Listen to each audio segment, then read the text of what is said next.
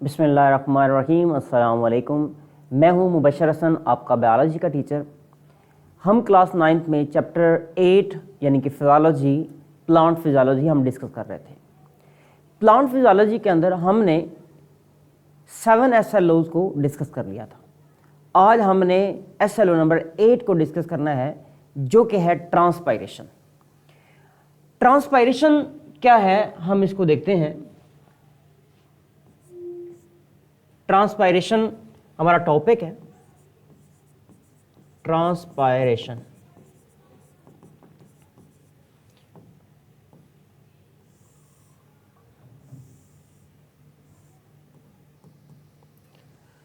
कल हमने पढ़ा था प्लांट्स के अंदर वाटर और मिनरल्स की मूवमेंट होती है। अब प्लांट्स के अंदर वाटर तो आ जाता है, लेकिन अब मसला ये है कि वाटर सारा इस्तेमाल नहीं होता। अब उसमें से बहुत सारा वाटर जो है वो ट्रांसपायर हो जाता है, यानी कि प्लांट की बॉडी से रिमूव हो जाता है। उसी की हम बात करने जा रहे हैं। ट्रांसपायरेशन क्या होता है? Removal of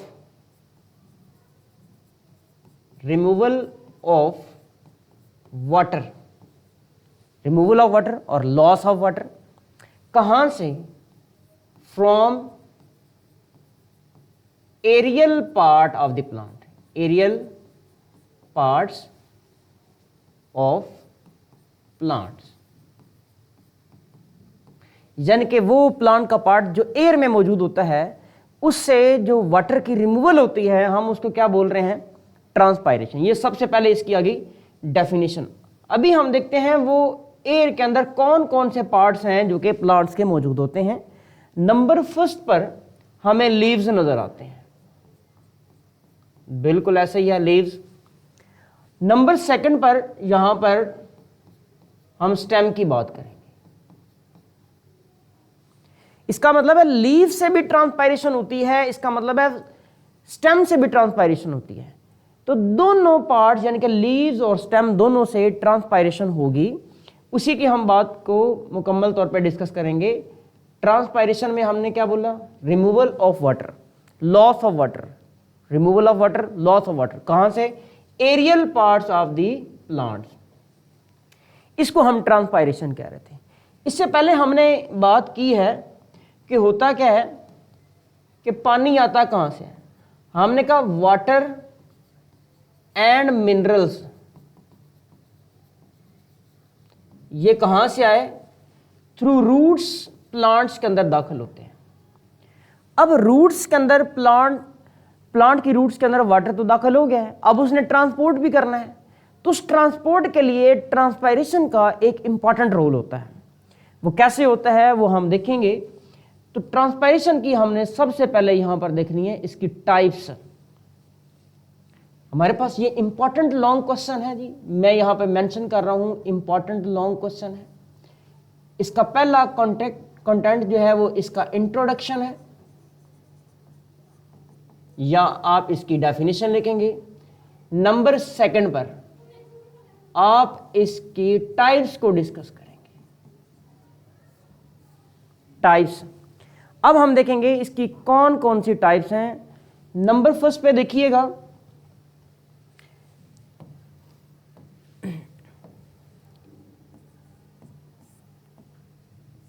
stomatal transpiration.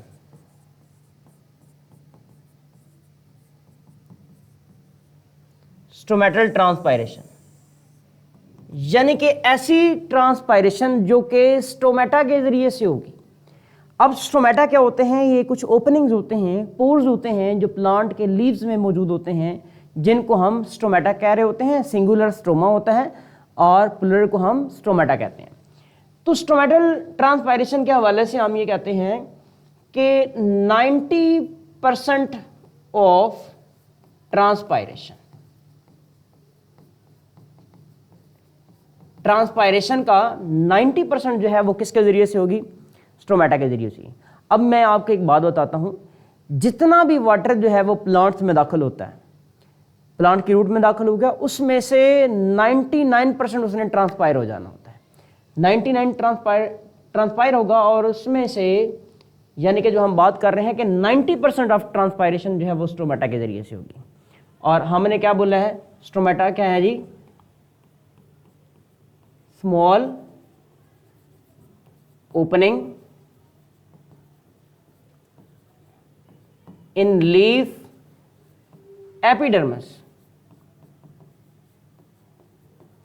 Leaf की एपिडर्मिस के अंदर ये ओपनिंग होती हैं जिनको हम क्या बोल रहे हैं, सिंगुलर स्टोमा, और प्लूरल हो तो हम उसको स्टोमेटा कहते हैं। अब इसको हम डायग्रामेटिकली भी देख सकते हैं। यहां पर ये प्लांट के अंदर कैसे स्टोमेटा होते हैं, जरा देखिएगा। ये प्लांट के लीफ के ऊपर मैंने एक लेयर बना दी है किसकी, क्यूटिकल की। इस क्यूटिकल के नीचे ये हमें एपिडर्मिस नजर आ रही है, इसे हम कहेंगे ये अपर एपिडर्मिस है, अपर एपिडर्मिस है। इससे नीचे देखिएगा यहां पर कुछ मैंने सेल्स बनाए हैं, कॉलमर सेल्स हैं, कॉलम लाइक हैं, ये मीजोफिल सेल्स हैं।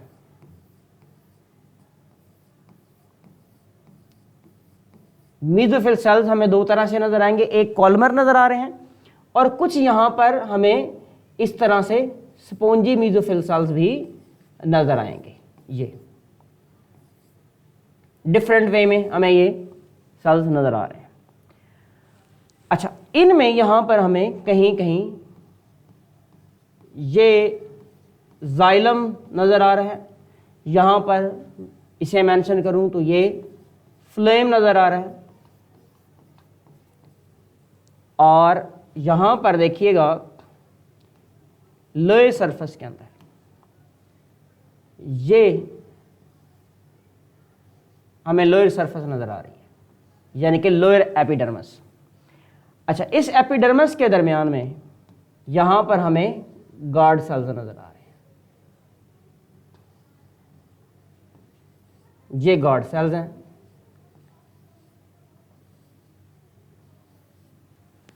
ये गार्ड सेल्स आ गए। इस स्ट्रक्चर को जरा देखें तो नंबर फर्स्ट पे जो थी वो क्यूटिकल थी, ये क्यूटिकल है, और नंबर सेकंड पे हमने कहा ये अपर एपिडर्मिस है, ये वाले मीजोफिल सेल्स हैं, यहां पर ये भी मीजोफिल सेल्स हैं। सबसे ऊपर cuticle, then epidermis, upper epidermis, mesophyll cells, again से मीजोफिल सेल्स। मीजोफिल सेल्स के दरमियान में हमें क्या नजर आ रही हैं, इसे हम लिखेंगे ये एयर स्पेसेस है, एयर स्पेसेस मौजूद है। यहां पर हमने इसको क्या बोल दिया है, ये फ्लोएम है, और यहां पर हम इसको लिख रहे हैं कि ये क्या है, जाइलम है।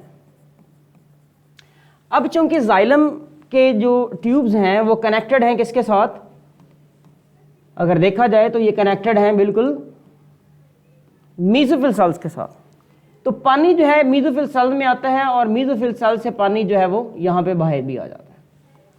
तो मीजोफिल सेल्स से वाटर जो है वो किस में आ गया, ये जो एयर स्पेसेस हैं यहां पर आ गया।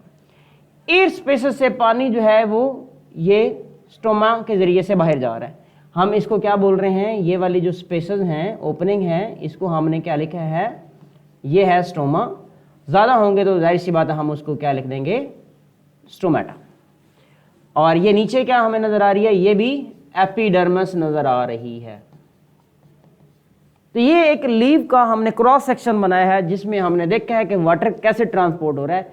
हमने देखा कि जाइलम से वाटर मीजोफिल सेल में जा रहा है, और मीजोफिल सेल से यहाँ पे वाटर एयर स्पेसेस में आ गया, और एयर स्पेस से वाटर जो है वो स्टोमेटा के जरिए से बाहर चला गया, ट्रांसपायर हो गया।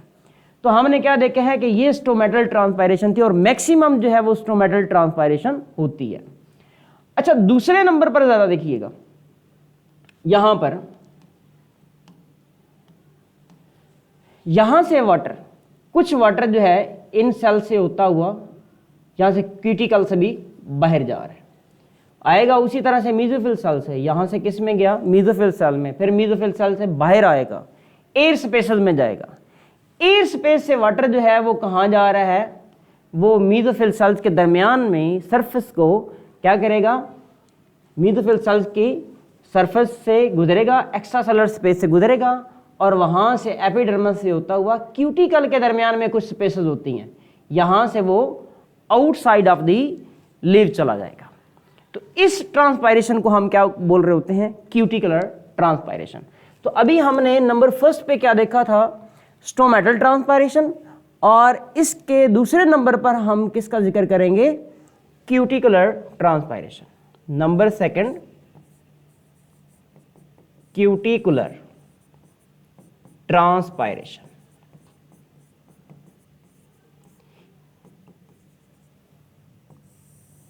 इसका मतलब ये हुआ कि क्यूटिकल और स्टोमेटा ये दोनों लीव्स में होते हैं, तो इसका मतलब क्यूटिकुलर ट्रांसपायरेशन किसके जरिए से होती है? ये लीव्स में मौजूद, लीव्स के अंदर मौजूद क्यूटिकल से होगी, और इसकी परसेंटेज कम होती है। हम कहते हैं ये तकरीबन 7 to 8% होती है, यानी कि इसकी परसेंटेज स्टोमेटल ट्रांसपायरेशन की निस्बत बहुत कम है। अच्छा, इसका मैकेनिज्म हमने ऑलरेडी देख लिया है। जो तीसरे नंबर पर ट्रांसपायरेशन है, जरा इसका देखिएगा, नंबर 3, उसे हम कहते हैं लेंटिकुलर ट्रांसपायरेशन।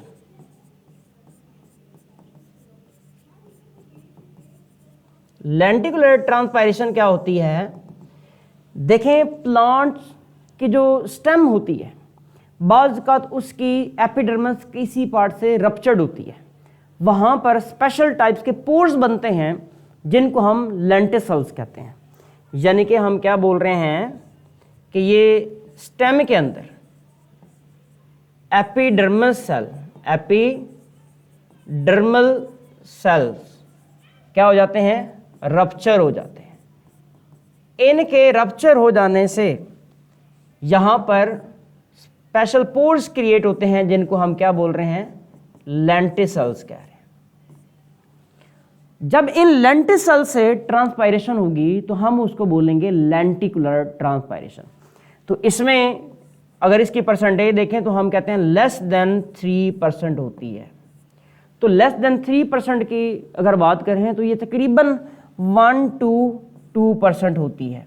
हमारी बुक में लेस देन 3% लिखा हुआ है, तो वो कितनी होगी? वो तकरीबन 1 to 2% ऑफ टोटल ट्रांसपायरेशन जो है वो लेंटिकुलर ट्रांसपायरेशन होगी। अच्छा, अब 2 पॉइंट हमने पढ़ लिए हैं। पहला पॉइंट हमने इंट्रोडक्शन पढ़ा है ट्रांसपायरेशन का, और दूसरा हमने उसकी टाइप्स पढ़ी हैं। अब ये टाइप्स का क्वेश्चन है, ये भी लॉन्ग क्वेश्चन में से उसका एक पार्ट था, लेकिन याद रखिएगा ये खुद से एक शॉर्ट क्वेश्चन भी है, इंपॉर्टेंट शॉर्ट क्वेश्चन है। इनमें डिफरेंस आ जाता है, डिफरेंस आपको 3 में से कोई से 2 दे दी जाएंगी और उससे डिफरेंशिएशन का क्वेश्चन पूछ लिया जाएगा। वो आपसे ये कहेगा differentiate between lenticular and stomatal transpiration, ये आ सकता है, या यूं कह सकता है distinguish between lenticular and stomatal transpiration. तो इस तरह से आपके पास ये क्वेश्चन आ जाएगा। अच्छा, इसके साथ हमने इसका एक और पार्ट है, हमने पढ़ना है लीफ सरफेस। लीफ सरफेस की हम बात करेंगे।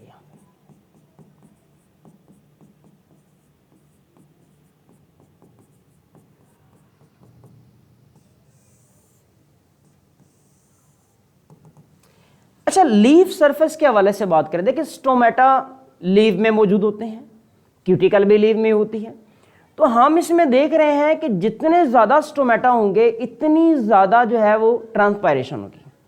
तो अंडरस्टूड है। मैं पहली बात ये लिखता हूं कि लीफ जो है हमारे पास, अगर इसका साइज ज़्यादा होगा, यानी कि लीफ बड़े होंगे, तो हमारे पास क्या है जी? मोर सरफेस एरिया होगा, मोर सरफेस एरिया, यानी कि सरफेस एरिया उसमें क्या है? ज़्यादा है। दूसरी बात, अगर सरफेस एरिया ज़्यादा है तो इसका मतलब है स्टोमेटा भी ज़्यादा है। ऐसा ही है, बिल्कुल ऐसा ही है। अच्छा, अगर हमारे पास स्टोमेटा प्लांट में ज़्यादा है तो इसका मतलब क्या हुआ, ट्रांसपायरेशन का रेट भी ज़्यादा होगा। यहां पर मैंने कहा कि लीफ का साइज बड़ा है, लार्ज लीव्स हैं, लार्ज लीव हैं तो उसका सरफेस एरिया ज़्यादा है, सरफेस एरिया उसका ज़्यादा है तो इसका मतलब है उसमें नंबर ऑफ स्टोमेटा भी ज़्यादा है। जितने नंबर ऑफ स्टोमेटा ज़्यादा होंगे इसका मतलब है इतनी ज़्यादा ट्रांसपायरेशन होगी, इतना ज़्यादा वाटर लॉस होगा। तो ये इस हमारे क्वेश्चन का तीसरा पॉइंट था जो हमने इससे पहले डिस्कस किया है। ये एक लॉन्ग क्वेश्चन है, चूंकि इस लॉन्ग क्वेश्चन में हम ये बात कर रहे थे कि ट्रांसपायरेशन का लॉन्ग क्वेश्चन है। पहले हम इसका लिखेंगे इंट्रोडक्शन, नंबर सेकंड पे हम लिखेंगे इसकी टाइप्स, नंबर 3 पर हमने लिखना है लीफ सरफेस। तो इस तरह से हमारे इस लॉन्ग क्वेश्चन के कंटेंट पूरे हो जाते हैं। अच्छा, अब हम चलते हैं नेक्स्ट की तरफ। दूसरा हमारा जो SLO है, SLO नंबर 9। अभी हम डिस्कस करेंगे SLO नंबर 9, वो इससे रेलेवेंट है बिल्कुल। उसके लिए हम लिखेंगे factors affecting on rate of transpiration, factors affecting on rate of transpiration. देखिएगा कौन कौन से फैक्टर हैं। नंबर फर्स्ट पे टेम्परेचर है, नंबर सेकंड पर विंड, नंबर 3 पर मैं इसे लिखूंगा ह्यूमिडिटी,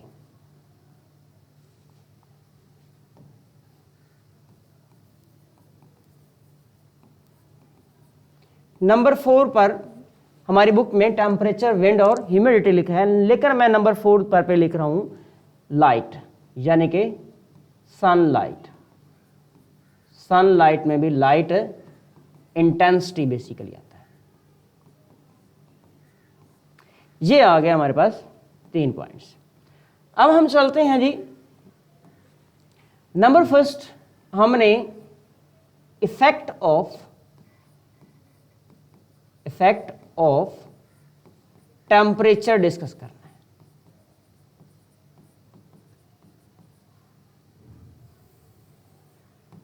टेम्परेचर का क्या इफेक्ट होता है ट्रांसपायरेशन पे। इसमें पहली बात मैं ये मेंशन करूंगा कि देखें, पहली बात ये है कि जब सनलाइट ज़्यादा होती है, यानी कि डे जो है हमारा सनी है, तो उस वक्त टेम्परेचर भी इंक्रीज होता है। तो मैं पहली बात लिख रहा हूं, जब सनलाइट ज़्यादा है इसका मतलब है टेम्परेचर भी ज़्यादा होगा।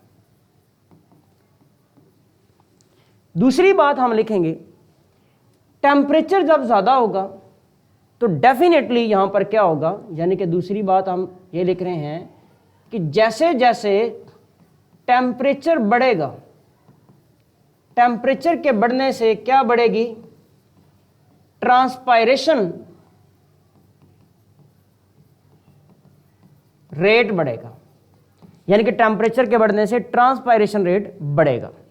ज्यादा टेम्परेचर होगा तो ज्यादा मीजोफिल सेल से वाटर जो है वो किस में आएगा, एयर स्पेसेस में आएगा, और एयर स्पेसेस से किस में चला जाएगा, स्टोमेटा के जरिए से आउटसाइड ऑफ दी लीफ चला जाएगा। अच्छा, अब तीसरी बात हम इसमें ये मेंशन करेंगे, होगा क्या जब आप हर 10 डिग्री सेंटीग्रेड टेम्परेचर बढ़ाएंगे तो क्या होगा, इसके नतीजे में ट्रांसपायरेशन रेट जो है वो डबल हो जाएगा, ट्रांसपायरेशन डबल हो जाएगी। लेकिन एक मसला है, इसकी एक लिमिट तो होगी, बिल्कुल इसकी एक लिमिट होती है। यानी कि आप ये कहेंगे जब टेम्परेचर पहुंच जाएगा 40 टू 45 डिग्री सेल्सियस, अब क्या होगा, अब ट्रांसपायरेशन स्टॉप हो जाएगी। इसमें क्या होगा, ट्रांसपायरेशन स्टॉप हो जाएगी। क्यों? क्योंकि इस वक्त स्टोमेटा जो है वो क्या हो जाएंगे, क्लोज हो जाएंगे, स्टोमेटा क्लोज हो जाएंगे, स्टोमेटा क्लोज हो जाएंगे। तो ये हमने इस हवाले से बात की। अब इसी के अंदर ये जो सनलाइट की बात है मैं यहां पर ही मेंशन कर देता हूं। नंबर 5 पर देखिएगा, जब सनलाइट होगी, यानी कि डे सनी है या डे टाइम की बात कर रहे हैं, यानी कि मैं बात कर रहा हूं डे टाइम की। डे टाइम, डे टाइम में तो क्या होगी, ट्रांसपायरेशन होगी।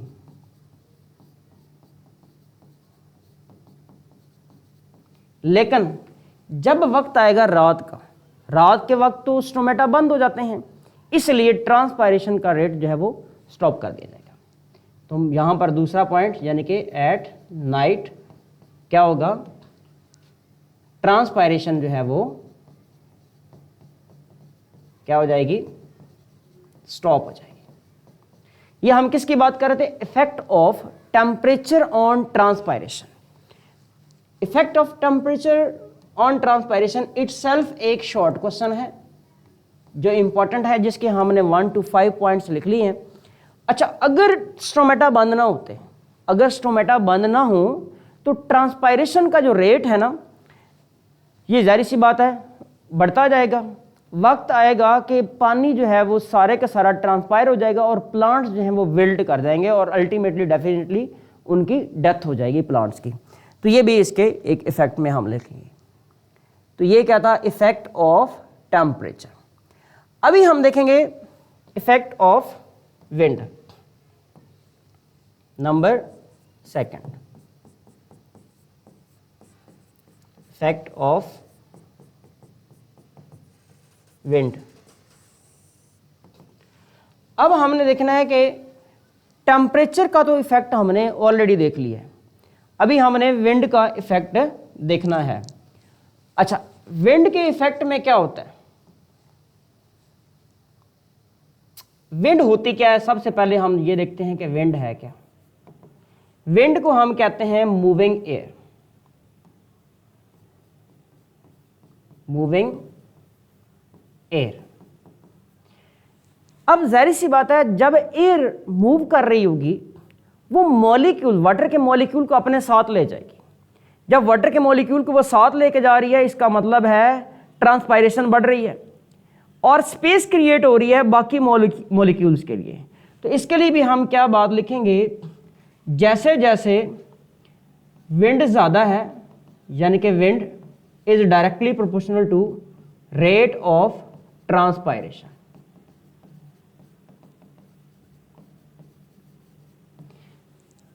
तो डेफिनेटली इसका मतलब ये हुआ कि जब विंड नहीं होगी, हवा नहीं चल रही होगी, मॉलिक्यूल्स का जाना वहां पर इतना आसान नहीं होगा, तो पहले ऑलरेडी मॉलिक्यूल वहां पे मौजूद होंगे, तो इसलिए ट्रांसपायरेशन का प्रोसेस जो है वो स्लो हो जाएगा। तो ये हम इफेक्ट ऑफ विंड के हवाले से बात कर रहे थे।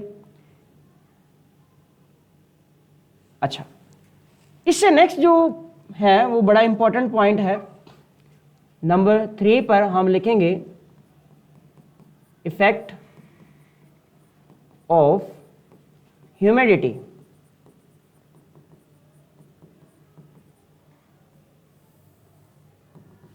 ह्यूमिडिटी क्या होती है?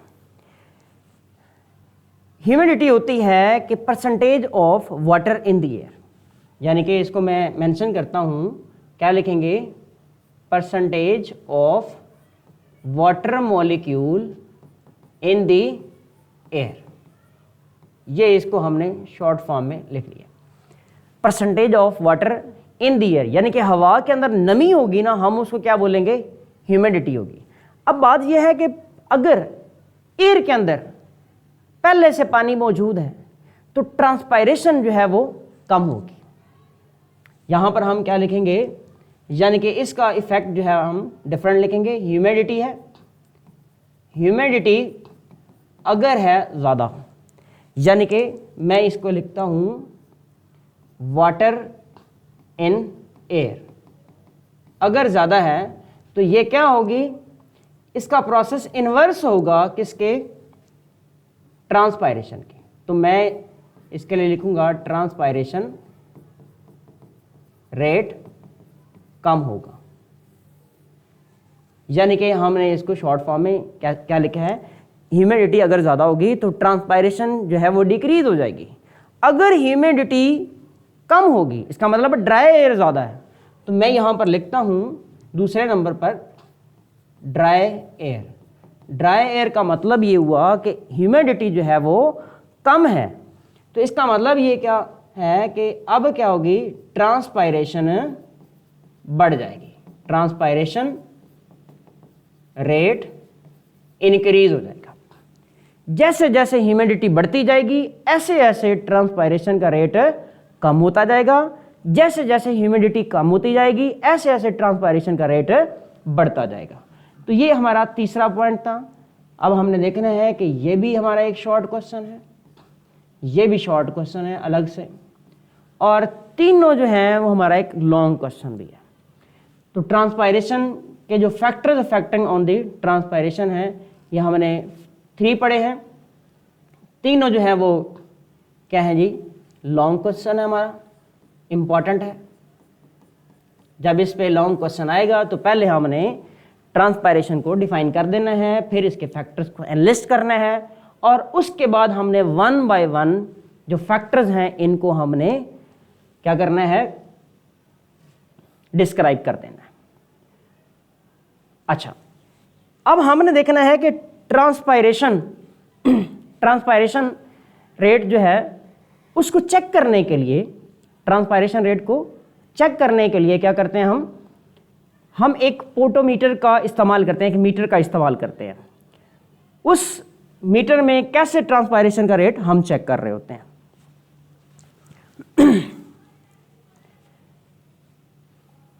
देखिए हमारे पास ये पोटोमीटर की एक डायग्राम बनी हुई है, हमारी बुक पर मौजूद है। उसकी एलाबोरेशन नहीं है, आपसे बेसिकली एमसीक्यू में पूछा जा सकता है, ये शॉर्ट क्वेश्चन आ सकता है, व्हाट इज पोटोमीटर। पोटोमीटर एक ऐसा इंस्ट्रूमेंट है जिसके ज़रिए से हम क्या करते हैं, ट्रांसपायरेशन का रेट चेक करते हैं। ये हमारे पास पूरा स्ट्रक्चर मौजूद है, एज इट हमारी बुक में जो डायग्राम है वो पोटोमीटर की एज इट है। अब यहाँ पर देखें तो ये सबसे पहले हमें क्या नज़र आ रहा है, बीकर नज़र आ रहा है, ये बीकर नज़र आ रहा है हमें। इसके अंदर क्या मौजूद है, पानी मौजूद है। यहां पर एक कैपिलरी ट्यूब नज़र आ रही है, कैपिलरी ट्यूब है। कैपिलरी ट्यूब यहां से वाटर को पिक करती है। इससे आगे यहां पर हमें एक वॉल्यूम स्केल नज़र आ रहा है, ये वॉल्यूम स्केल है, और यहां पर जब ये पानी को पिक करेगी तो डेफिनेटली एयर बबल क्रिएट होगा। एयर बबल की यहां पर मूवमेंट होगी इस तरह से। अब एयर बबल की मूवमेंट से हम ट्रांसपायरेशन रेट जो है वो यहां से चेक कर सकते हैं। यहां पर ये वाटर के लिए रिजर्वायर मौजूद है, अगर मज़ीद वाटर चाहिए हो तो हम यहाँ से ले सकते हैं। और इसके अलावा यहाँ पर ये एक प्लांट की शूट हमने यहाँ पर रखी है, इसका पार्ट कटा हुआ हमने इसके अंदर प्लेस किया हुआ है, और इसको हमने यहाँ पर किसी भी स्ट्रक्चर के साथ, किसी जाली के साथ या रबर के साथ इसको हमने टाइट किया हुआ है। तो यहाँ पर ये पोटोमीटर एक इंस्ट्रूमेंट है, एक मैकेनिज़्म है पूरा, जिसमें हम यहाँ से देखते हैं कि एक वाटर एयर बबल क्रिएट होता है, और इस एयर बबल की मूवमेंट से यहाँ पर एयर बबल हमें नज़र आ रहा है, और ये स्केल पे हमारे पास मुख्तलिफ वैल्यूज़ होती हैं, जिससे हम क्या करते हैं, एयर बबल की जो मूवमेंट होती है उससे हम रेट ऑफ ट्रांसपायरेशन जो है वो चेक कर लेते हैं। आज का हमारा लेक्चर ट्रांसपायरेशन पे था। आज हमने 2 SLO डिस्कस की हैं, SLO नंबर 8 और SLO नंबर 9। दोनों सेपरेट लॉन्ग क्वेश्चन भी है, शॉर्ट क्वेश्चन भी हैं। तो आज के लिए हमारा लेक्चर कंप्लीट होता है। नेक्स्ट लेक्चर तक के लिए मुझे दें इजाज़त। अल्लाह हाफ़िज़।